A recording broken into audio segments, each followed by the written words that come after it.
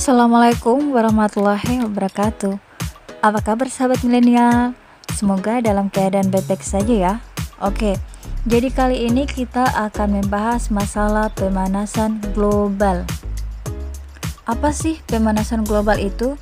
Jadi, pemanasan global atau biasa disebut dengan global warming adalah adanya proses peningkatan suhu rata-rata di atmosfer, di laut, dan di daratan bumi.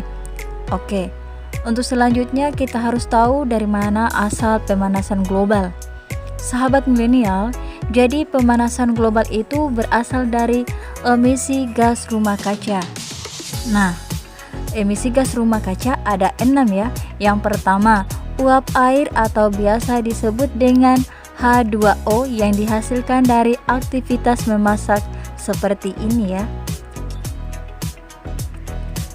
Kemudian yang kedua, karbon dioksida atau biasa disebut dengan CO2 yang dihasilkan dari penggunaan kendaraan roda 2 dan roda 4, listrik atau penggunaan listrik, dan aktivitas pabrik. Yang ketiga, gas metana atau biasa disebut dengan CH4 yang dihasilkan dari sampah organik dan kotoran-kotoran hewan. Nah, jenis sampah itu terbagi dua, ada sampah organik dan sampah non-organik.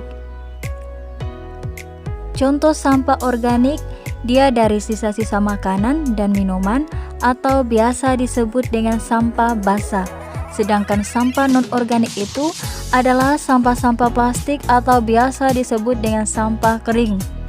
Ini adalah salah satu pemicu dari pemanasan global ya sahabat milenial.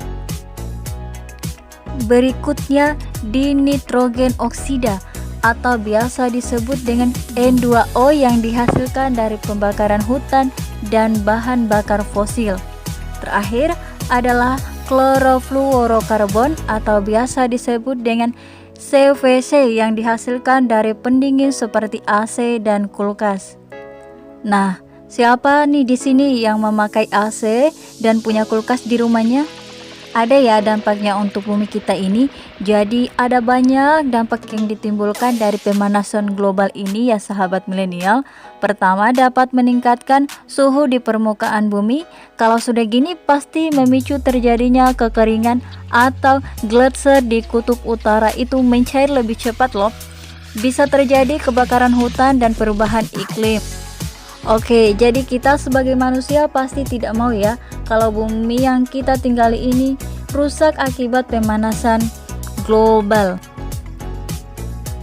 Yang perlu kita lakukan untuk mengurangi global warming, pertama kita bisa menggunakan transportasi umum seperti minibus atau sepeda dalam perjalanan. Kedua, kita bisa mengurangi penggunaan peralatan pendingin. Ketiga, kita bisa juga menanam pohon atau melakukan penghijauan. 4, dan mengurangi jumlah sampah ya sahabat.